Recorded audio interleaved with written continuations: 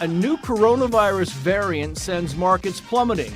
Starting today, the U.S. is restricting travel from 8 South African countries for non-U.S. citizens. For real, all life matters. All life. Yes. Not just black children. We don't want to see nobody go through this.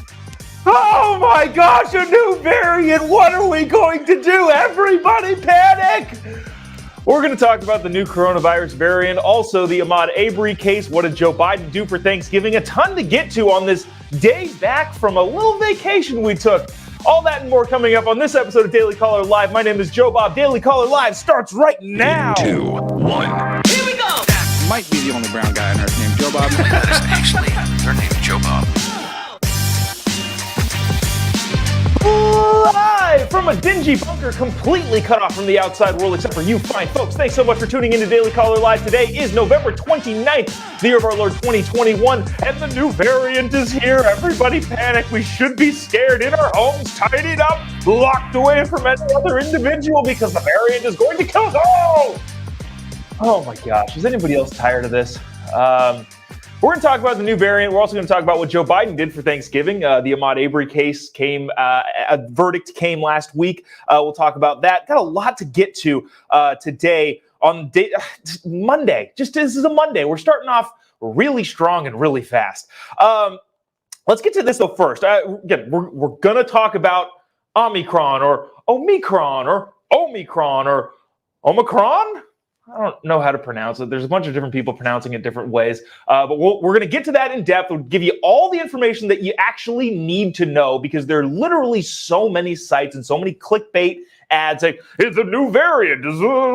And depending on what news outlet you look at, they're going to be different information. So compiled all of the interesting information, and that's coming up in a second. But I did want to talk about Joe Biden's Thanksgiving plans because Joe Biden spent a billionaire Thanksgiving over the weekend. Did you guys go to billionaires' houses? Did you go to a $20 million mansion on Nantucket for Thanksgiving? The President of the United States did. The man of the people, the working class poor, Joe Biden, went to his friend David Rubenstein's house on Nantucket, a $20 million property on the island. That's how he celebrated Thanksgiving while the rest of us were slumming it away at our parents' house or whoever you went to Thanksgiving and celebrated with.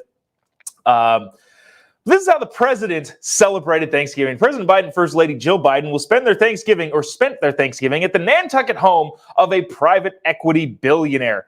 In a statement issued by the White House, two reporters, the White House said the first family will stay at the home of their friend David Rubenstein, which they'd done previously. The buyout tycoon Nantucket spread spans 13 acres on Nantucket Island. Okay, if you don't know Nantucket, beautiful place, small place. 13 acres worth a reported $20 million. Joe Biden spent it with Rubenstein, who is worth $4.6 billion, according to a Forbes estimate. Co-founding private equity, the Washington-based firm boasts $293 billion in assets, known for buyouts, all that sort of stuff. So Joe Biden, the man of the people, the man of the working class, spent his Thanksgiving with a billionaire. Such is typical. This was also interesting. This is why I wanted to bring this up, because I think this was an interesting component to Joe Biden's Thanksgiving billionaire bash. If you remember 2 years ago, so last year's Thanksgiving was kind of a wash. Nobody really did anything exciting or important in terms of presidents, right? President Trump did his normal thing. But the year before that, President Trump made headlines by making a surprise trip to Afghanistan, snuck out of Mar-a-Lago, flew to the Middle East, halfway around the globe, and surprised troops in Afghanistan. This is what that looked like. And then this is why I think this is interesting. Watch this from President Trump in 2019. All right, who wants some photos? Trump walked into Bagram Air Base unannounced as U.S. troops looked up in surprise. The president served military members a Thanksgiving meal, but admits he didn't get to eat the main course. It's the first time in Thanksgiving that I've never had anything called turkey. So that, if you remember, was President Trump in 2019. Again, secretly stowing away from Mar-a-Lago, getting on a plane, flying halfway around the world to surprise U.S. troops at Bagram Air Base. Now, everybody knows Bagram Air Base nowadays. We know it because, unfortunately, the Biden administration decided to close it inexplicably and fly people out of a normal airport in the middle of Baghdad or middle of Kabul. We're not going to get into that right now. But basically, Donald Trump went and had dinner with the troops. This is what happened when Joe Biden went to Nantucket at the home of a billionaire. The media started realizing that, wait a minute, the optics here aren't good. The president can do whatever he wants and go wherever he wants, and he chose to go to a billionaire's house. But now people are comparing it to President Trump's last Thanksgiving in office, that he could do a big public thing. Again, obviously he was in office in 2020, but a lot of stuff was going on. I don't know if you remember the end of 2020, but a little bit chaotic. But his last public appearance at Thanksgiving happened in the Middle East. And then people were saying President Trump, who was spending his Thanksgiving secretly sneaking out and going to Afghanistan to spend with the troops, Joe Biden's first Thanksgiving in office, with his poll numbers absolutely tanking, how he ruined the Afghanistan situation. He's not doing well with the economy, with COVID. Gas prices are through the roof. What are gas prices where you live? I would imagine they're substantially higher than they were last year. But all of those things, Joe Biden went to a billionaire's home for Thanksgiving. Now, I don't really care what the president does for Thanksgiving. It's all an optics thing. But it's interesting that the media started to take notice of the fact that Biden's Thanksgiving plans were being compared to President Trump. Andrea Mitchell tweeted this then. Again, this is just funny because the left media is trying to tie in the whole military thing, knowing that Joe Biden is getting hit for spending, again, Thanksgiving at a billionaire's house. And Andrew Mitchell tweeted this: "I am forever thankful to the Coast Guard based in Brant Point, Nantucket, visited by President Biden, but visited by the Bidens today." Look, the Coast Guard might have saved her life. That's what she said. She said, "Years ago, they saved me when I got caught in a riptide swimming. Their lesson learned." So she's trying to tie in the fact that Joe Biden is also visiting military people, except for the Coast Guard on Nantucket. And there's nothing wrong with the Coast Guard on Nantucket. I'm sure they're great people. I appreciate their service to this great country. But the idea that they're trying to spin this in a way that, oh, Joe Biden is visiting troops too. He just took a short little stroll over from the billionaire's house to go say hi to the Coast Guard. That's basically the same thing as President Trump sneaking out of Mar-a-Lago, flying halfway across the world and surprising troops at Bagram Air Base in Afghanistan. Yeah, that's the same thing. That's why I thought that was an interesting story. But I need to get to this. Omicron. How do you pronounce it? Give me some pronunciations here in the comment section. I don't know. I've seen so many people say it so many different ways. Because remember, we skipped some of the other names that we would have given because we didn't want to give the name Xi because that could look bad for China. We'll talk about all that in a second. But I don't know how to pronounce it. I'm going to pronounce it Omicron. Omicron.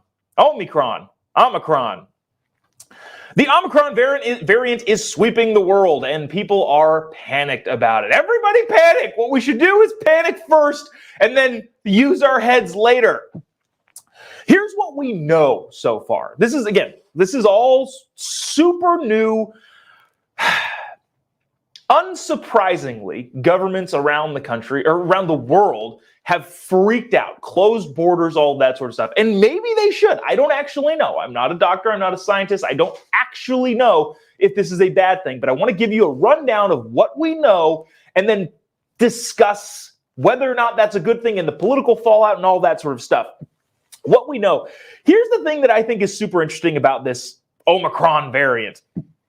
South Africa found it, and within a day, they had notified the world and had scientists working on it. Remember, we're about 2 years away from 2 years ago when China found, maybe it was in August, maybe it was in September, but China found out that coronavirus was going to be a thing. It had leaked from the Wuhan lab,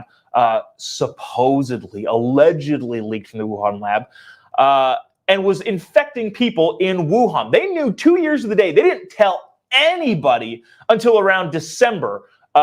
Actually, way more than 2 years ago. It took months for them to notify anybody about anything that would be at all useful to the rest of the world. Instead, They just let this thing out and didn't care at all.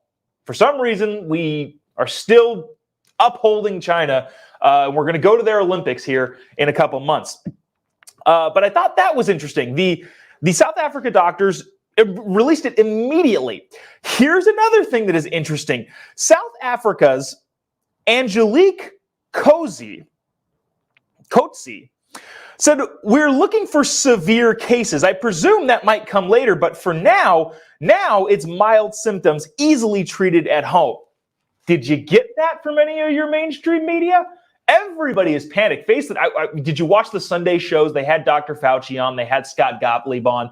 They were talking about how, what are we going to do? It just in sheer panic. The New York Governor Hochul of New York set a new emergency. They're now in a state of emergency again. Governor Gavin Newsom in California didn't have to do that because we never gave up our state of emergency. We've been in a state of emergency for the last 2 years now. State of emergency, everybody panic. This is from the Daily Caller. COVID symptoms linked to the new Omicron variant have been described as extremely mild by the South African doctor who first raised the alarm over the new strain. Dr. Angelique Coetzee, the chair of the South African Medical Association, told the BBC on Sunday that she started to see patients around November 18th presenting with unusual symptoms that differed slightly from those associated with the Delta variant, which is the most virulent strain of the virus to date and globally dominant.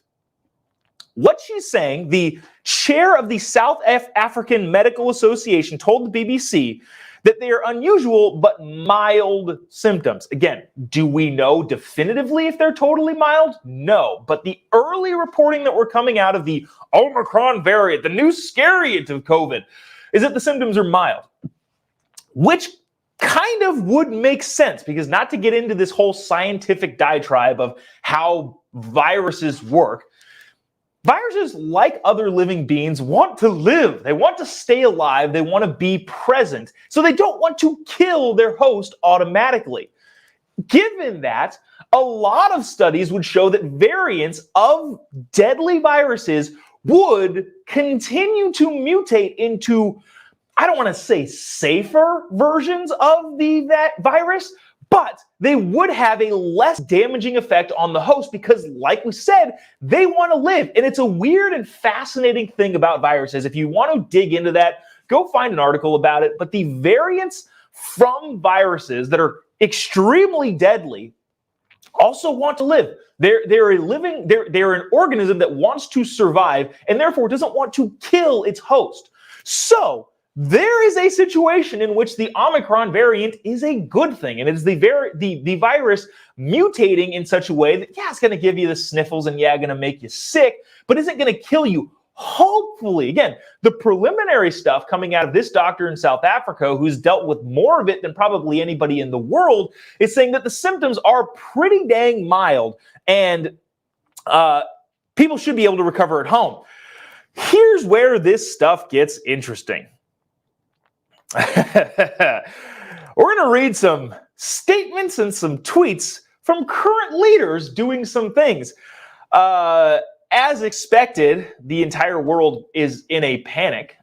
Borders are closed everywhere. Japan closed off international travel to literally everyone. Everyone around the globe. I don't know if citizens are allowed back into Japan. Everybody around the globe, they are completely locked out. Israel's doing a similar thing. A lot of countries in Europe are banning travel outside of citizens to these South African countries. The problem with South Africa is South Africa is an actual country, but also the south of Africa is also a country. It'd be like if, Brazil was also named South America. So it gets confusing when we're talking about South Africa versus the south of Africa. But a lot of countries, 8 countries in total, were banned travel from South Africa into the United States by the Biden administration.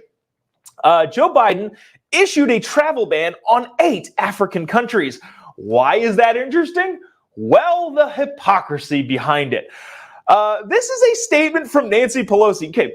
Do you remember when Donald Trump banned travel to China and then banned travel to a lot of the African countries that were having huge COVID outbreaks at the very beginning?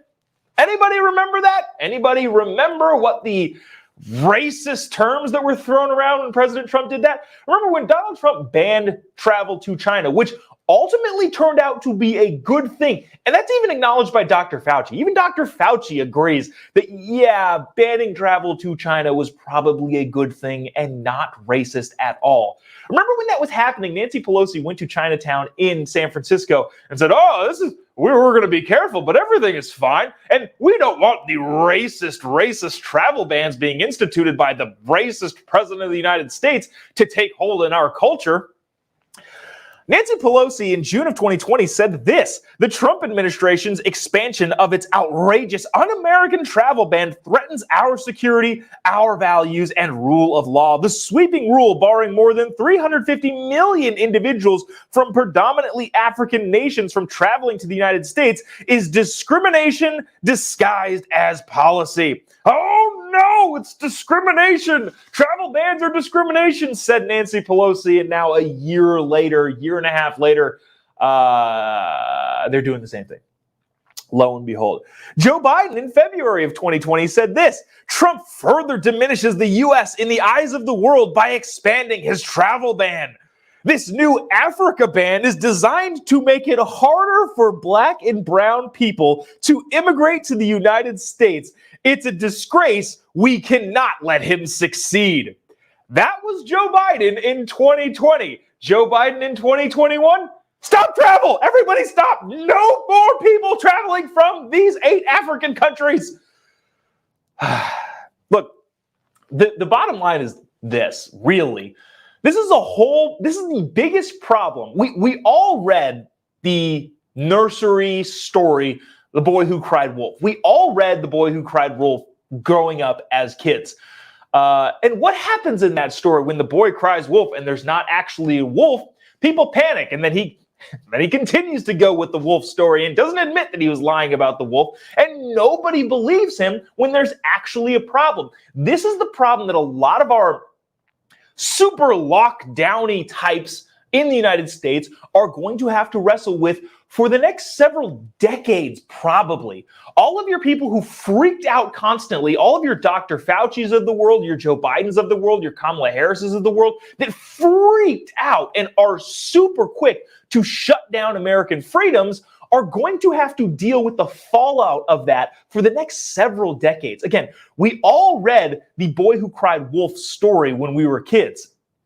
If you try and scare people into compliance when there's not really as big of a threat as you're leading it on to believe, if you're leading people to believe, you're going to have a problem when there's actually a threat. Now, is the Omicron variant an actual threat? I don't actually know. And we won't know for another 2 or 3 weeks when the scientists figure out if the variant is actually going to respond to the vaccines. We don't actually know. Nobody actually knows.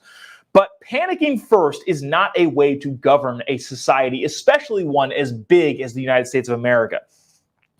Joe Biden also tweeted this: a wall will not stop coronavirus. Banning travel from all of Europe or any other part of the world will not stop it. Joe Biden not following any of his own advice that he tweeted several months ago, banning travel to 8 African countries. Racism is what I see. That's what I see. I see racism. This disease could impact everyday nations, yada, yada, yada. Joe Biden, Joe Biden, Joe Biden. Here's another thing, too, that's pretty interesting that Scott Gottlieb had pointed out. Of those 8 countries in Africa that Biden has now banned travel to, you want to talk about, you got a lot of your wokesters talking about vaccine equity. United States is hoarding vaccines. CNN put out a story literally last week that said the United States and first world countries are hoarding all the vaccines, and that is why we have a new variant. Here's the thing. No, it's not. Of those 8 countries that Joe Biden banned travel to in Africa, 5 of them have told Pfizer, hey, we're sending some of this vaccine back. We can't use it all. We have too much. The problem that they have, again, in their eyes, is that people aren't taking it. Now, that's a different problem entirely, and it is not at all rooted in the whole vaccine equity thing. Again, CNN put out a story last week that said the first world countries are hoarding their vaccines. But that is not true at all, actually. Turns out that 5 of the 8 countries that Joe Biden is banning travel to are sending vaccines back because they have too many and they can't get enough people to take them. So that is an entirely different problem and has nothing to do with vaccine equity. Equity, by the way, is a bad word. You should not use the word equity. Equity is a terrible thing. The equality of outcomes is an impossible goal, will never be reached, and any strives towards it is a problem. Equality is great. Everybody should have equal opportunity, and everybody should fight for equality. The whole equity thing, bad. We're not going to get into that a ton right now, but that maybe we'll talk about that later. Look, the vaccine could be nothing at all. It could be, sorry, not the vaccine. Omicron could be nothing at all, could be terrible, or even could be a good thing. We don't actually know. It could be a good thing, the fact that the virus is mutating in a way that doesn't kill as many hosts because it wants to survive itself. We don't actually know. It remains to be seen. All of your media that's panicking about this, just know that they're just doing it for clickbait. Everybody's doing the whole clickbait thing. It is clickbait. It is definitely clickbait. And people are going to click on the scariest story and the scariest headline. But let's all remember the fact that the media is terrible. And they're going to try and scare you up, even if they don't know what the heck they're talking about. Now, I understand that may sound a little bit ridiculous, as I've just talked about it for several minutes, but that is the case with the Omicron. We'll have some more on that a little bit later on week as things progress. Let me see if we can get some comments here. So here's the problem that I've noticed with comments. And a lot of these comments, y'all are arguing with each other. Take two. Which makes it difficult to read because I can't really follow anything you're going on. Let me see.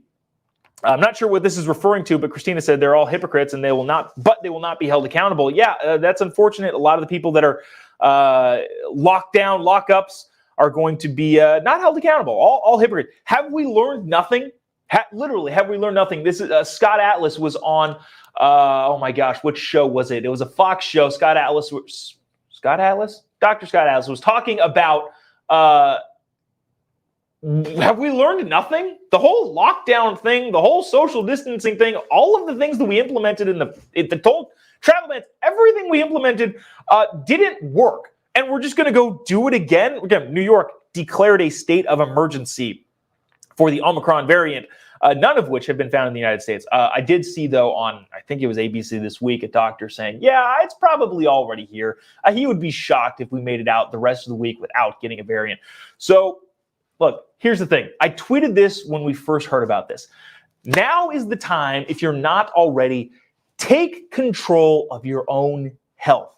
What a lot of people aren't talking about with this whole COVID thing is that this is massively a disease and a virus that really affects the unhealthy, the obese, and unfortunately the old. Now, the old, you can't do anything about that. Unfortunately, that's protect yourself at all costs, quarantine if you need to, wear a mask outside if you need to, whatever you need to do if you're old and immunocompromised.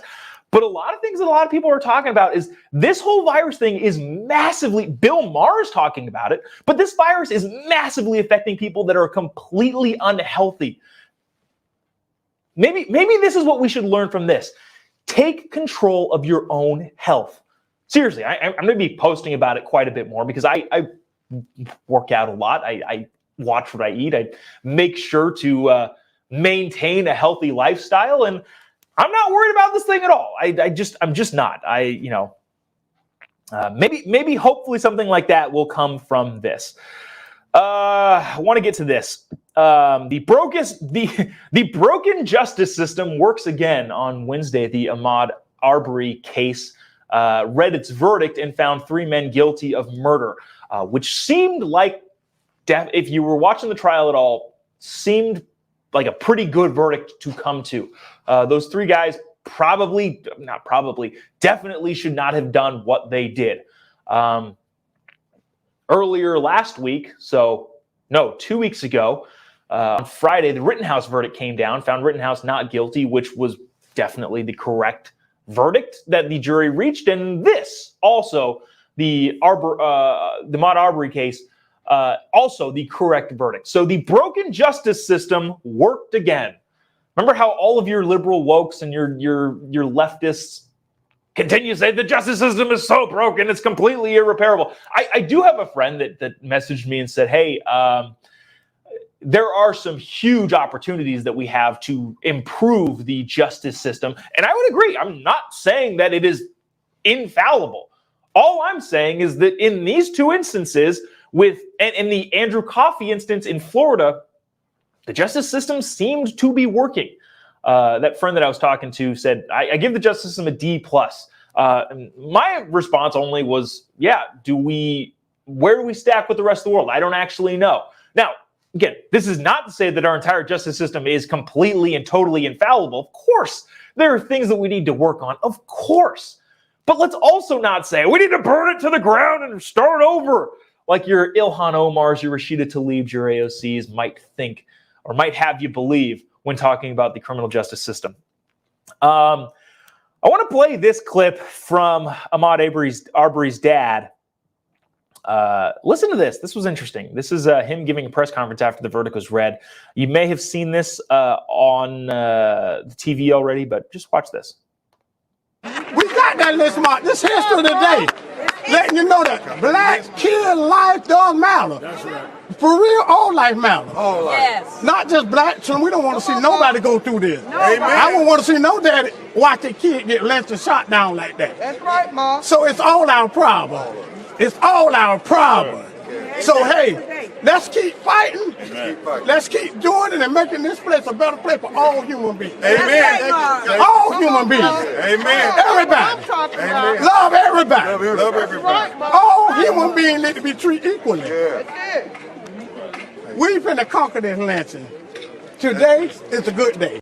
So that was Ahmaud Arbery's father who said, all lives matter. And again, I'm not jumping into that whole all lives matter versus Black Lives Matter. But look, clearly what he's indicating here is that everybody matters. Everybody's life matters. And the justice system did work. And now, is it full? Did he get his son back? No, he didn't. And that's terrible. And I feel horribly for their family. But again, the justice system prevailed in this case, and you have this guy's dad now talking and saying that everybody's life should matter, everybody should be treated equally, and I don't think anybody can disagree. The left would have you believe that the right says that, no, these people are less than, and these people are better than, and white men this, and cisgendered people that. No, everybody should be treated equally, and I don't understand the fact that I don't understand the idea that your Ibram X. Kendis have, your Robin DeAngelis have, your CRT enthusiasts have, that you need to knock down a certain group of people in order to prop up another group of people. But such is how we look at things. I saw a comment here that I wanted to get to. Oh, Karen, here we go. Karen said, hopefully the justice system works on Smollett. Well, Karen, that's what we're talking about now. The Jussie Smollett case is happening, the Jussie Smollett trial after years of delay is starting today. Jury selection starts Monday for the trial of former Empire star Jussie Smollett, Jussie Smollett, as Dave Chappelle would say, who was accused of making false reports to authorities when he was the victim. They don't quote victim. Why don't they quote victim? This is CNN I'm reading from. They just say flat victim of a racist and homophobic attack in 2019. Smollett, 39, was indicted on 6 counts yesterday by the Cook County. Indicted on 6 counts last year by a Cook County, Illinois grand jury, but the actor has insisted he's innocent, repeatedly denying that he orchestrated the attack. His attorney pleaded not guilty on his behalf. The 6-count indictment, the most recent twist of the case, had been dropped. Oh, this came after the 16 felony disorderly conduct counts by Smollett were dropped unexpectedly. Let me see if I can remember the DA's name. Kim Fox?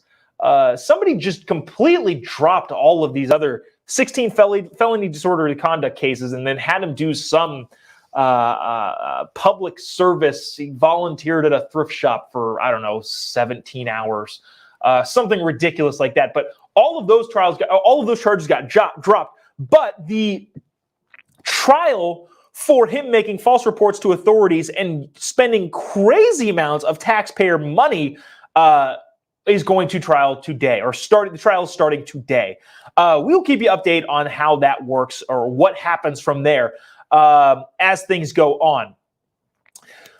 Let me see. That's going to do it for our headlines today. There's too much to get to, so I wanted to spread it out. Hopefully nothing crazy happens today, so that tomorrow we can talk about the mass robberies going on. Have you been seeing this? The robberies taking place all throughout the country, specifically in California. And again, I keep a pulse on California because I am here in California right now. And I think that you should all know what is happening in California, so you cannot let what's happening here happen in wherever it is that you live.